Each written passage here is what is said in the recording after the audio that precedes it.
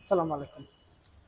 47th batch 47 এরা ধরুন 2026 সালের শুরুর দিকে গিয়ে আমরা ভাইবা পরীক্ষা দিব। তার মানে 25 সালের সময়টাতে আপনাকে প্রিলি দিতে হবে, রিটেন দিতে হবে এবং ভাইবার জন্য প্রস্তুত হতে হবে। 47 ব্যাচের যারা প্রার্থী এদেরকে প্রিলি, রিটেন এবং ভাইবা, বিশেষ করে প্রিলি এবং রিটেন কম্বাইন্ড করে তাকে একটা গুছানো প্রিপারেশন নিতে হবে।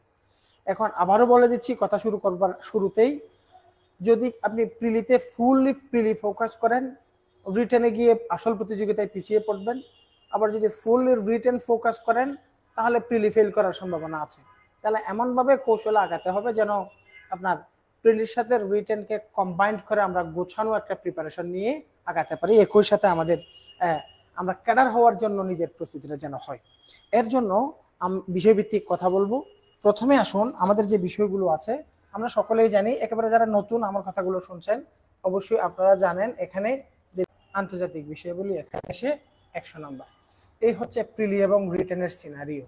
এখন একজন প্রার্থীকে প্রিপারেশনটা নেওয়ার সময় এই যে প্রিলির সাথে রিটেনকে কিভাবে মিলিয়ে পড়বেন এই নিয়ে সাজেস্টিভ কথাবার্তা। আমি প্রথমে ইংরেজি দিয়ে শুরু করি, কারণ ইংরেজিতে স্টুডেন্টদের সবচেয়ে বেশি সমস্যা। সবকটি সাবজেক্ট নিয়ে আমি অল্প অল্প কথা বলবো, আশা করব যারা শুনবেন এবং যদি কাজে লাগাতে পারেন ইনশাআল্লাহ ভালো কিছু হতে যাচ্ছে।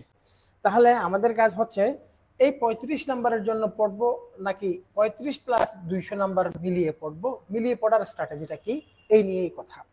অবশ্যই একটা না 15-16 বছরের এক টাইপের প্রশ্ন পদ্ধতির বাইরে এসে নতুন একটা অবয়ব, নতুন একটা এনভায়রনমেন্ট, নতুন একটা সরকার কাঠামো আসছে।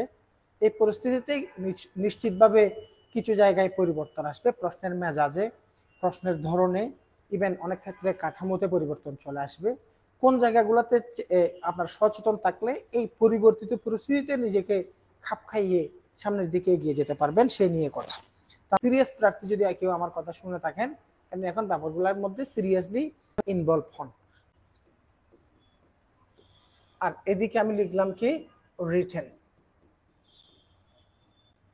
প্রিলিমিনারিতে এখানে আমাদের দুইটা পার্ট, এখানে একটা পার্ট হচ্ছে ল্যাঙ্গুয়েজ বা ভাষা, আর একটা হচ্ছে লিটারেচার। এই ল্যাঙ্গুয়েজের মধ্যে দুইটি পার্ট, একটা হচ্ছে গ্রামার আর একটা হচ্ছে ভোকাবুলারি, আর লিটারেচারে। আর রিটেন পার্টের মধ্যে এখানে আমরা তিনটা ক্যাটাগরিতে ভাগ করতে পারি। একটা ক্যাটাগরি হচ্ছে এখানে একটা প্যাসেজ আসবে, এই প্যাসেজের আন্ডারে এখানে একটা গ্রামার পার্ট আছে, গ্রামার। আর বাকি যা আছে সবকিছুই কিন্তু রাইটিং। রাইটিং এর মধ্যে এখানে আপনাকে সামারি লিখতে হয়, এখানে লেটার লিখতে হয়, এখানে এসে লিখতে হয়, এখানে ট্রান্সলেশন করতে হয়।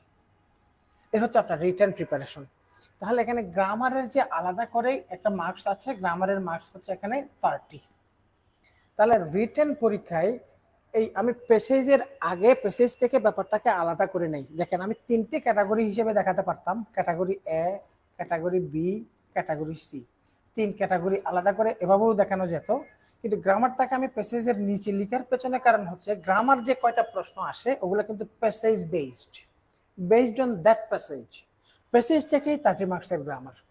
এখন এখানে বাকি যা আছে সবকিছু কিন্তু রাইটিং। দেখেন এখানে সামারি লিখতে হয়, প্যাসেজটাকে সামারি করতে হয়, প্যাসেজ থেকে একটা লেটার লিখতে হয়, এসে এবং ট্রান্সলেশন, এই দুটো জিনিস আউট অফ প্যাসেজ, ওগুলো পার্ট বি তে। এখন তাও সবকিছু কিন্তু লেখা, এগুলো রাইটিং। যেমন ট্রান্সলেশনকে আমি রেখেছি রাইটিং পার্টে।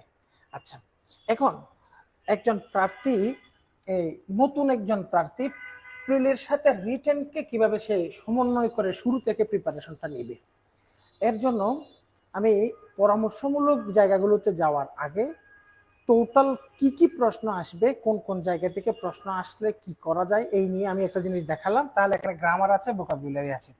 এবার দেখেন এখানে লিটারেচার যে পার্টটা আছে এটা কিন্তু রিটেন পরীক্ষায় গিয়ে কোনো কাজে আসবে না, কিন্তু প্রিলিতে পাশ করার জন্য ইংরেজি সাহিত্যের যে জায়গাটা এটা কিন্তু সহজ। ইংলিশ লিটারেচার এই জায়গাটাকে গুরুত্ব দিয়ে পড়তে হবে, কারণ প্রিলিতে পাশ করার জন্য কোন সাবজেক্ট থেকে নাম্বারটা আপনি তুলেছেন ওটা দিয়ে ম্যাটার করে না। 200 নাম্বারের মধ্যে 120-125 পাওয়ার জন্য কোন জায়গা থেকে নাম্বারটা তুলে এনেছেন। ইংরেজি সাহিত্যের জায়গাটা হচ্ছে কম এফোর্ট দিয়ে সহজে নাম্বার পাওয়া যায়, ধরেন ম্যাথ, যিনি ম্যাথ পারেন না, অথবা বাংলা সাহিত্য, বাংলা সাহিত্যে যত বেশি এফোর্ট দিয়ে আপনাকে নাম্বারটা তুলতে হবে, ইংরেজি সাহিত্যে অত এফোর্ট দেওয়ার দরকার নাই, কারণ ইংরেজি সাহিত্যে খুব গভীর জায়গা থেকে তেমন প্রশ্ন আসে না। ইংরেজি সাহিত্যে প্রশ্নগুলো একেবারে হালকা জায়গা থেকে আসবে। আমার কথাগুলো একেবারে নতুনদের জন্য, এবং যারা সিরিয়াস প্রার্থী আছেন পূরণ হলেও কথাগুলো শুনেন। এর জন্য প্রিলিমিনারিতে ইংরেজি সাহিত্যের জন্য অনেক গভীরভাবে না গিয়ে, ইংরেজি সাহিত্যে আমি 15 আউট অফ 15, 15তে 15 পাওয়ার কোনো দরকার নাই। এখানে যদি আপনি মোটামুটি মানের যা পড়ছেন তা যদি ভালোভাবে রিভাইজ করতে পারেন, এবং আমি গত দুই থেকে তিনটা প্রশ্ন যদি অ্যানালাইসিস করে দেখা যাবে 35-এর পর থেকে এই পর্যন্ত যে সকল প্রশ্ন আসছে, এখন কিন্তু প্রিভিয়াস প্রশ্ন থেকে প্রশ্ন কমন আসার সময় চলে আসছে, কারণ এখানে প্রায় 7 থেকে 8টা 10টা প্রশ্ন আমাদের হাতে আছে প্রিভিয়াস প্রশ্নগুলো, এবং খুব সহজে জিনিসটা আয়ত্তে আনতে পারি। গুরুত্ব দিতে হবে এটা। কিন্তু লিটারেচার রিটেনে কোনো কাজে আসবে না, এই জিনিসটা গেল। কিন্তু প্রিলিমিনারিতে দুইটা পার্ট। প্রিলিমিনারিতে আমাদের গ্রামার যে অংশটা আছে, এখানে দুইটা অংশ। গ্রামারকে আমরা এখানে আবারও আমি একটু ক্লিয়ার করে লিখি, একটা হচ্ছে গ্রামার আর একটা হচ্ছে কি ভোকাবুলারি। এখন এই গ্রামারগুলোকে ভালোভাবে খেয়াল করবেন। বিসিএস প্রার্থী ইংরেজিতে মোটামুটি মানের দক্ষতা যদি থাকে, তাহলে মোটামুটি একটু গুছিয়ে নিলে পারেন। যদি দুর্বলতা থাকে, দুর্বলতাটাকে কাটাতেই হবে। কোনোভাবে জোড়াতালে দিয়ে বিসিএস এর মতো কম্পিটিটিভ জায়গায় আপনি ছাপিয়ে যাওয়া কঠিন। আবার ইংরেজিতে একেবারে মাস্টার হয়ে যেতে হবে এমন কিছু কিন্তু না। এখন গতানুগতিক না পড়ে যে ধরনের পরীক্ষার জন্য আমরা রেডি হচ্ছি, ওই পরীক্ষা উপযোগী প্রস্তুতিটা নেওয়া। এক্ষেত্রে গ্রামারের জন্য এখানে এই যে 30 মার্কসের গ্রামারটা আসে, এই গ্রামারের জায়গাটাতে 45তম যে রিটেন পরীক্ষা সর্বশেষ গেল, এখানে কিন্তু কিছু গ্রামার আসছে। এখানে সেন্টেন্স কারেকশন থেকে প্রশ্ন আসছে। এখানে ট্রান্সফরমেশন অফ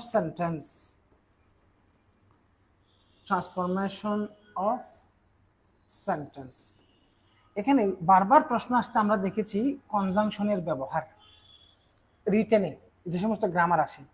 এখানে আমরা প্রশ্ন আসতে দেখেছি sentence building or sentence making. তারপরে হচ্ছে ট্রান্সফরমেশন অফ সেন্টেন্স থেকে যেমন প্রশ্ন আসছে, transformation of parts of speech থেকেও প্রশ্ন আসছে। Parts of speech. এবং আমরা একবার প্রশ্ন দেখেছি, এখানে এসেছে পাংচুয়েশন। আমি লিখেছি কেন, অর্থাৎ আমি 35 থেকে 45 পর্যন্ত যতগুলো রিটেন ইংলিশ পরীক্ষা হয়েছে, তার মধ্যে গ্রামার যে কয়টা আইটেম এর মধ্যে প্রশ্ন আসছে, সবকটা আইটেমের নাম এখানে লিখেছি। এখানে আবারও একটু রিমাইন্ড করিয়ে দিচ্ছি, 45 জিনিসটা আমার লাগবে না। এখানে গ্রামার হিসেবে আসছিল সেন্টেন্স কারেকশন, গ্রামার হিসেবে এসেছিল ট্রান্সফরমেশন অফ সেন্টেন্স এবং transformation of parts of speech. Transformation of parts of speech কিন্তু 35 থেকে 44 পর্যন্ত প্রত্যেকটা রিটেন পরীক্ষায় আসছে। 45-এ এসে একটু চেঞ্জ আসছে।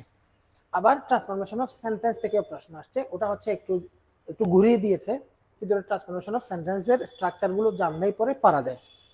এবার দেখেন কনজাংশন, এবং এখানে কনজাংশন থেকে প্রশ্ন আসছে, অর্থাৎ বিশেষ করে সাবঅর্ডিনেট এবং কোঅর্ডিনেট কনজাংশনের ব্যবহারগুলোর উপরে খুব ক্লিয়ার ধারণা থাকতে হবে। অলমোস্ট এখানে যদি 35 থেকে 45-এর রিটেন প্রশ্নগুলো অ্যানালাইসিস করেন, দুই একটা ছাড়া প্রায় সবগুলো পরীক্ষায় এখান থেকে প্রশ্ন আমরা পেয়েছি। সেন্টেন্স মেকিং বা সেন্টেন্স বিল্ডিং, এটা আবার কি? এখানেও প্রশ্ন আসছে, যেমন এবারে 45-এ প্রশ্ন এসেছিল, কতগুলো সেন্টেন্স শব্দ দিল, শব্দগুলোকে দিয়ে সেন্টেন্স তৈরি করতে হবে। কোন শব্দ দিয়ে কোন সেন্টেন্স বানাবেন, ইম্পারেটিভ বানাবেন, অ্যাসার্টিভ বানাবেন, এক্সক্লামেটরি সেন্টেন্স বানাবেন, সিম্পল বানাবেন, কমপ্লেক্স বানাবেন, নেগেটিভ বানাবেন, অ্যাফার্মেটিভ বানাবেন, ব্র্যাকেটের মধ্যে ইনস্ট্রাকশন দেওয়া ছিল। সেন্টেন্স মেকিং, আবার কিছু কিছু পরীক্ষায় আমরা দেখেছি শুধুমাত্র সরাসরি শব্দ দিল, শব্দার্থ লিখুন অর্থাৎ কন্টেক্সচুয়াল মিনিং লিখুন, তার থেকে বাক্য তৈরি করুন, বিভিন্নভাবে প্রশ্ন আসে, তাহলে সেন্টেন্স মেকিং। এরপরে পাংচুয়েশন পরীক্ষায় একবার বা দুইবার প্রশ্ন এসেছিল। তার মানে আমরা রিটেন পরীক্ষায় এই জিনিসটা আমরা লাগবে না। আমরা রিটেন পরীক্ষায় যে সকল গ্রামার হিসাবে জিনিস পাচ্ছি, ভালোভাবে খেয়াল করবেন। আমার আলোচনার বিষয়বস্তু হচ্ছে প্রিলি পড়ার সময় রিটেনকে কিভাবে কম্বাইন করবেন, কোন জিনিসগুলো প্রিলি পড়ার সময় প্রিলিতে কাজে লাগবে, পাশাপাশি রিটেনের জন্য একসাথে ক্লিয়ার করে নিব। এর জন্য আমি দেখাচ্ছি এই যে রিটেন পরীক্ষার মধ্যে যে গ্রামারগুলো আসে এই পর্যন্ত 35 থেকে 45 পর্যন্ত যে সকল রিটেন পরীক্ষা হয়েছে তার মধ্যে গ্রামারের কোন আইটেমগুলো থেকে প্রশ্ন আসছে এই আইটেমগুলো। তাহলে 1 2 এখানে যদি আমি নাম্বারিং করি তাহলে আমরা গ্রামারের আইটেম পাচ্ছি, দেখেন 3 4 এবং 5, এই স্পেসিফিক একেবারে। আচ্ছা, এখন আসেন প্রিলিমিনারিতে গ্রামার বলতে কি কি জিনিস আসে, এই জিনিসগুলো তাহলে আমরা রিটেনের জন্য এই জিনিসটা রাখলাম। এবার দেখেন প্রিলিতে কি কি আসে। হ্যাঁ, প্রিলিতে আপনাকে প্রথমে একটা বেসিক ক্লিয়ার করতে হবে, ওটা হচ্ছে পার্টস অফ স্পিচ। এই ক্লাস রেকর্ড থাকবে, পরীক্ষার পরে মিলিয়ে নেবেন, এদিক ওদিক হবে না, ক্লিয়ার, অভিজ্ঞতার আলোকে কথা বলছি। Parts of speech, parts of স্পিচকে খুব ভালোভাবে বুঝে নেবেন। একজন প্রার্থী প্রিপারেশন শুরু করার সময় আপনি কোনো কিছু বাজার থেকে একটা এমসিকিউ নিয়ে প্রিভিয়াস কোশ্চেন সলভ করার মধ্যে আমরা সীমিত থাকি। দেখেন বড় একটা বই নিয়েছেন, বড় একটা বই নিয়ে পার্টস অফ স্পিচের উপরে ওই বইতে 2000 এমসিকিউ আছে। এই 2000 এমসিকিউ পড়ার জন্য প্রশ্ন উত্তর ব্যাখ্যা, প্রশ্ন ব্যাখ্যা উত্তর, প্রশ্ন উত্তর, এভাবে পড়তে পড়তে অনেক টাইম কিন্তু আপনি কিল করে ফেলছেন।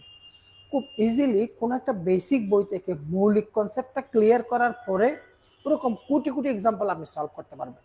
আমাদের পড়ার পদ্ধতিতে সমস্যা, আমরা গতানুগতিকভাবে শুধুমাত্র প্রশ্ন পড়ি, প্রশ্নটাকে সমাধান করি, প্রশ্নটার ব্যাখ্যাটা পড়ি, পড়ার সময় মজা লাগে, এরকম পড়তে পড়তে এটা অনেক লম্বা একটা প্রসেস এবং এটা হচ্ছে কনফিউশন সৃষ্টি করার জন্য দায়ী।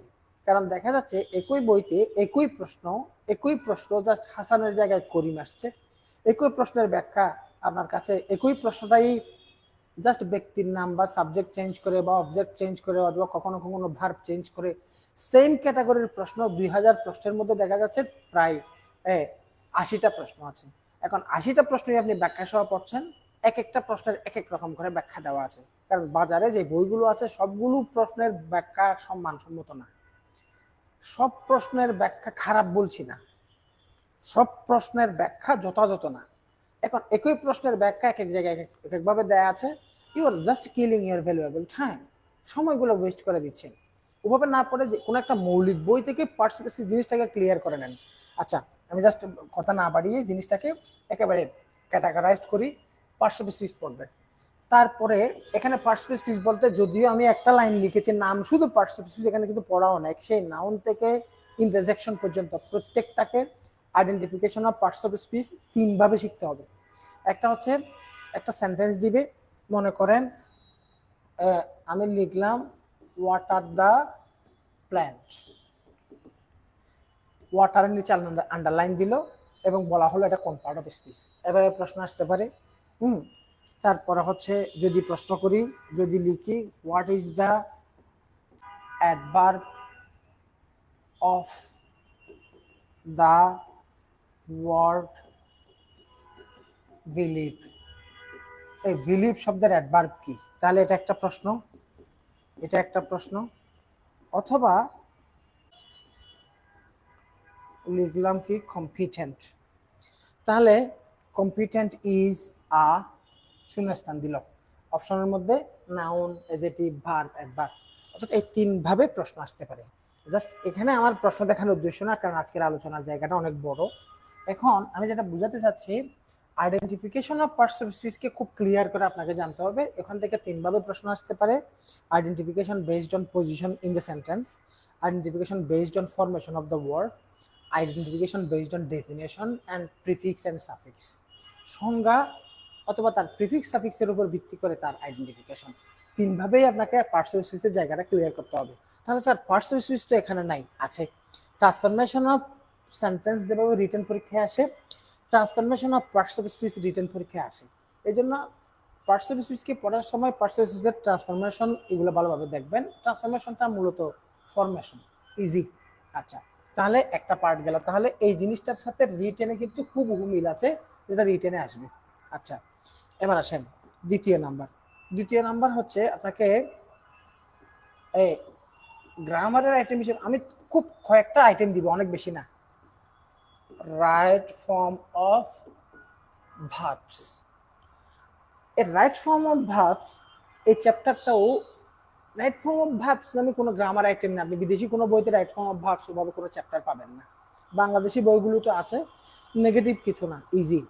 রাইট ফর্ম অফ ভার্বস চ্যাপ্টারগুলোতে একেবারে যে কোনো একটা গাইড বই থেকেও যদি পড়েন, ওখানে অনেকগুলো স্ট্রাকচার আছে। ওই রাইট ফর্ম অফ ভার্বটাকে বাংলাদেশি যে সমস্ত বই, এই বইগুলোতে এমনভাবে ডিজাইন করা হয়েছে যেন আপনার টেন্সের বেসিকগুলো ক্লিয়ার হয়, আপনার সাবজেক্ট ভার্ব এগ্রিমেন্ট ক্লিয়ার হয়, ইভেন মডেল অক্সিলারি ভার্বের ব্যবহারগত অনেকগুলো বিষয়, অর্থাৎ positive verb, modal auxiliary verb, অর্থাৎ ভ্যারাইটি কাইন্ডস অফ ভার্বের বিষয়গুলো রাইট ফর্ম অফ ভার্বের ভেতরেই কিন্তু থাকে।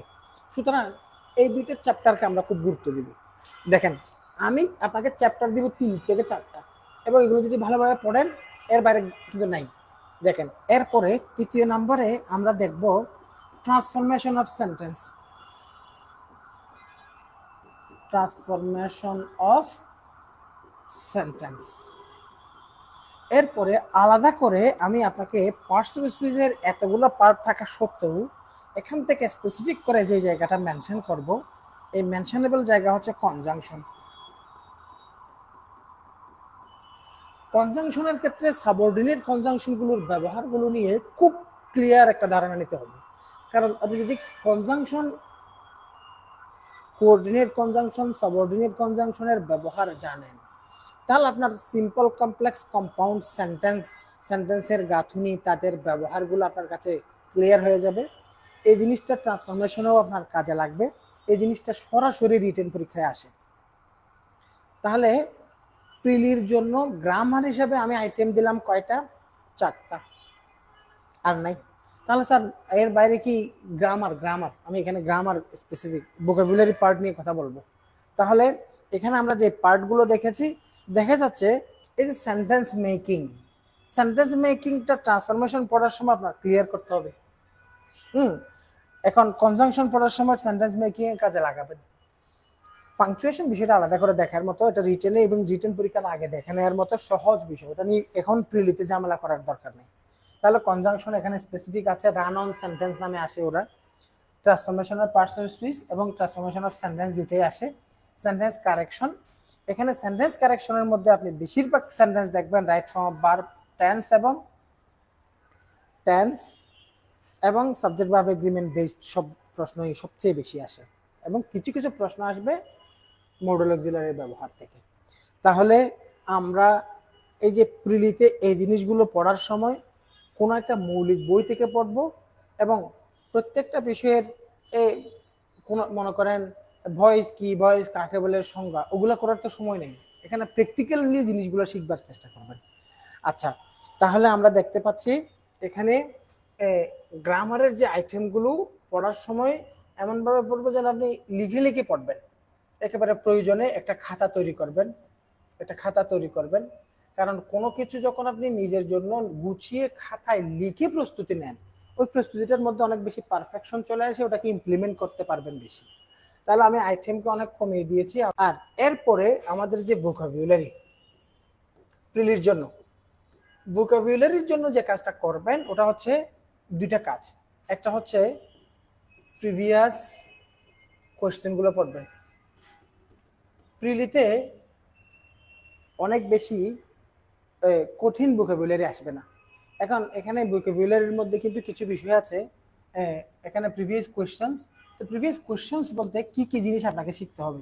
দেখেন, এখানে নাম্বার এবং জেন্ডার, এখান থেকে সবসময় প্রিলিতে প্রশ্ন আসে, মাস্ট।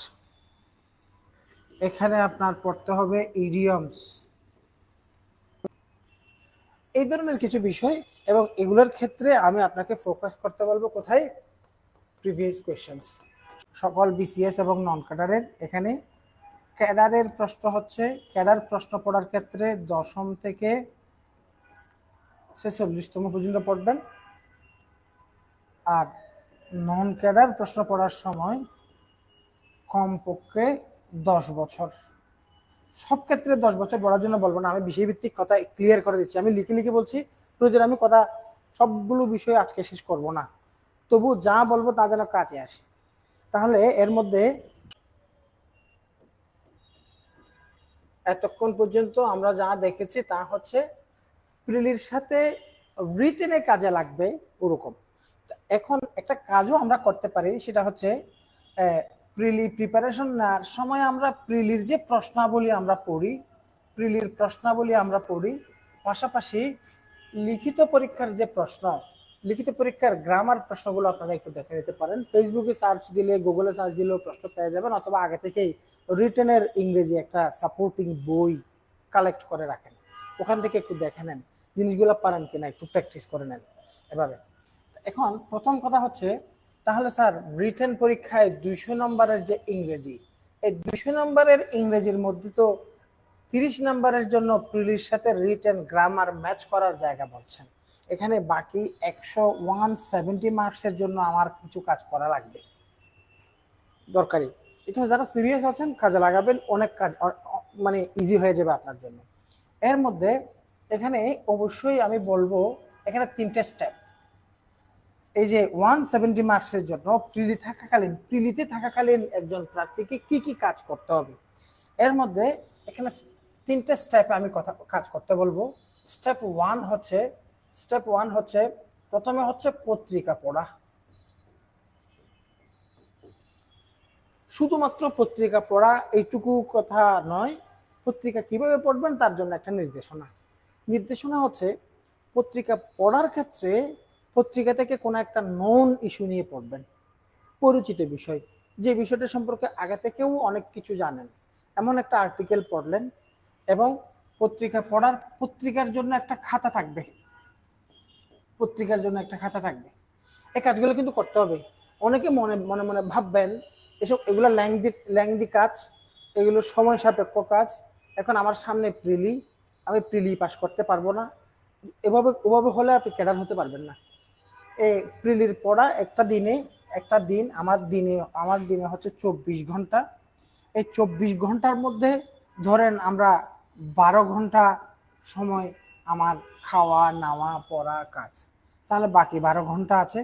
এই 12 ঘন্টার মধ্যে প্রিলির বাইরে এক্সট্রা কাজ করার জন্য কমপক্ষে 2 ঘন্টা 3 ঘন্টা সময় লাগবে, যেগুলো এখন থেকে আপনি রিটেনের জন্য রেডি হচ্ছেন ওরকম কাজের জন্য লাগাতে হবে। তাহলে পরে এখন যে সময়টা আসছে এই সময়ে আর এগিয়ে যাবেন, অন্যদেরকে ছাপিয়ে যাবেন। এখানে ব্যাপারটা মাথায় রাখবেন, বয়স কিন্তু 32 করা হয়েছে। যারা 47-এ রিটেন পরীক্ষা দিবেন, ওখানে আপনার সাথে ফাইট করবে এমন অনেক প্রার্থী যারা 46-এ রিটেন দিচ্ছে, 45-এ রিটেন দিয়েছে, এমন কিছু পুরানো পাবলিক কিন্তু আপনার সাথে ফাইট করবে। তো এরা তো এই বিষয়গুলো অনেক অনেক বেশি প্র্যাকটিস করা, এদের সাথে ফাইট করতে হলে আপনাকে সমান তালে এগিয়ে যেতে হবে, কম্পারেটিভলি এফোর্ট বেশি দিতে হবে। এই জন্য এখানে খাতা থাকবে।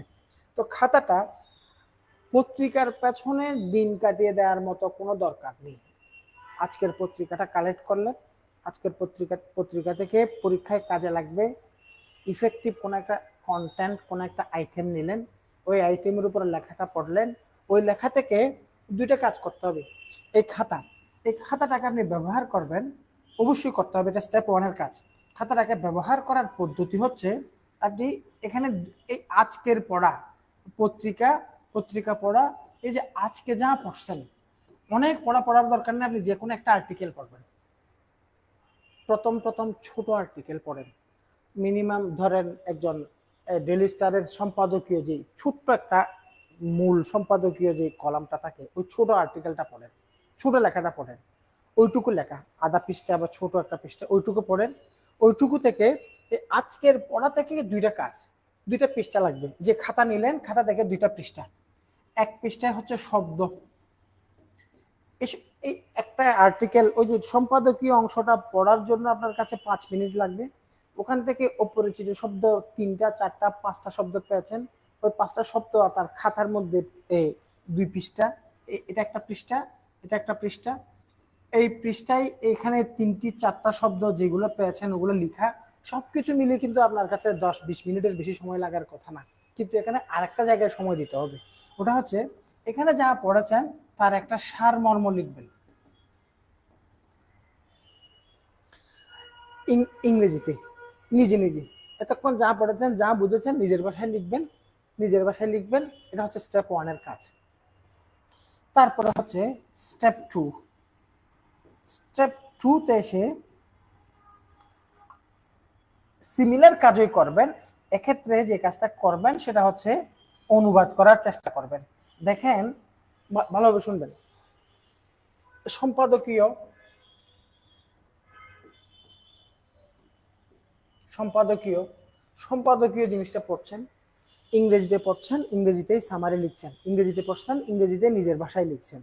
স্টেপ 2 হচ্ছে প্রথম এই কাজটাই করবেন। এই কাজটা করতে করতে কিছুদিন কাজ করার পরে, 1 মাস 2 মাস কাজ করার পরে স্টেপ 2 তে আপনি পৌঁছাবেন। স্টেপ 2 তে পৌঁছাবার পরে আপনি বাংলা প্রথম আলোর সম্পাদকীয় পড়েছেন, এই যে আবারও খাতা বাংলায় পড়েছেন, এখানে লিখবেন ইংরেজিতে নিজের মতো করে, হুবহু মিলবার কোনো দরকার নাই, যা বুঝেছেন তা লিখেন এবং নিজের লেখাটা দ্বিতীয়বার একবার পড়ে দেখবেন। এটাও র্যান্ডম কাজ, এখানে কিন্তু কোনো শব্দ সংগ্রহের দরকার নেই। এটা হচ্ছে স্টেপ 2। তারপরে এসে স্টেপ 3 তে এসে স্টেপ 3, এটা ইম্পর্টেন্ট। স্টেপ 3 তে এসে আপনার কাজ হচ্ছে, স্টেপ 3 তে এসে আপনার একটা ভালো একটা মানসম্মত খাতা লাগবে, মানসম্মত খাতা। স্টেপ 3 তে এসে আপনি যে পত্রিকা পড়বেন, সম্পাদকীয় পড়েছেন, পরিচিত আর্টিকেল পড়েছেন, সবচেয়ে বেশি বুঝেন খেলার খবরটাই পড়েছেন, যা পড়েছেন জাস্ট ইংরেজি পড়ে নিজের মতো করে বুঝে সামারি করার অভ্যাসটা ডেভেলপ করতে করতে 2 মাস 3 মাস পরে এসে এখন একটা পরিণত সময় এসেছেন, 4 মাস পরে এসে একটা পরিণত অবস্থায় এসেছেন। এখন পারফেক্ট রিটেন পরীক্ষার জন্য কাজ করার সময় চলে আসছে। এখন আপনার কাজ কমে গেছে, এখন কাজ হচ্ছে এখন পত্রিকার আর্টিকেল আপনাকে সংগ্রহ করতে হবে। পত্রিকায় মনে করেন বর্তমান বাংলাদেশের ফিনান্সিয়াল ক্রাইসিস নিয়ে, অথবা বাংলাদেশের কনস্টিটিউশনাল রিফর্ম, সংবিধান সংস্কার নিয়ে, অথবা মনে করেন ক্লাইমেট চেঞ্জ নিয়ে, অথবা ডেল্টা প্ল্যান নিয়ে, অথবা বাংলাদেশের যে কোনো একটা ইস্যু নিয়ে গুরুত্বপূর্ণ যে সমস্ত বড় আর্টিকেলগুলো আসবে, মূল সম্পাদকীয়র পাশাপাশি যে সমস্ত সাব এডিটোরিয়ালগুলো থাকে, ওই সময়ে গিয়ে আপনাকে পত্রিকার কলামগুলো সংগ্রহ করে রাখতে হবে। তখন এগুলো সংগ্রহ করবেন। একটা বিষয়ের উপরে দুইটা আর্টিকেল, 3টা আর্টিকেল, 4টা আর্টিকেল যত পারেন সংগ্রহ করবেন। এটা খুব কঠিন কাজ না, আপনি নিয়মিত কালেক্ট করতে থাকলে, যেমন আমি যখন রিটেন পরীক্ষা দিচ্ছিলাম এতগুলো পেপার হয়ে গিয়েছিল, যদিও সবগুলো ওভাবে কাজে লাগাতে পারিনি, কিন্তু আপনি সংগ্রহে রাখবেন। এবং পত্রিকা কিনা, এই কাজটা করা দরকার। এটা হচ্ছে 3rd স্টেপে। এখানে আপনি 10 থেকে 15টি বিষয়ের উপরে ইংরেজিতে যে আর্টিকেলগুলো পড়েছেন, এই আর্টিকেলগুলোকে নিজে একটা আর্টিকেল লিখবেন,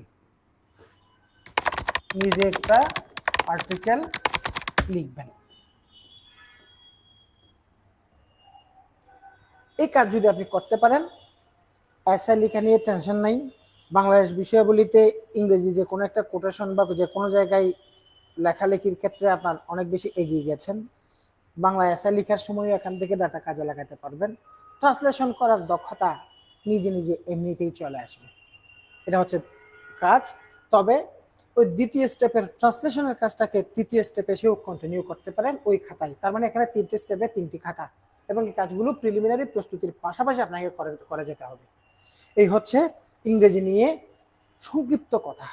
আমি যে সমস্ত পয়েন্ট এখানে লাইভে আসার আগে নোট ডাউন করেছি, ওখান থেকে কোনো পয়েন্ট মিস গেছে কিনা একবার চোখ বুলিয়ে নিচ্ছি।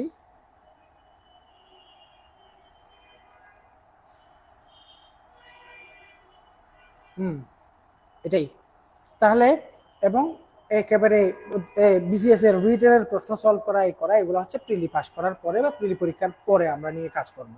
এবার আসেন, 2য় নম্বর সাবজেক্ট হচ্ছে আমাদের আজকে। আমি আরেকটা সাবজেক্ট নিয়ে, আমি হয়তো সবগুলো বিষয় নিয়ে কথা বলতে পারবো না, লাইভ অনেক লম্বা হয়ে যাবে। বাংলা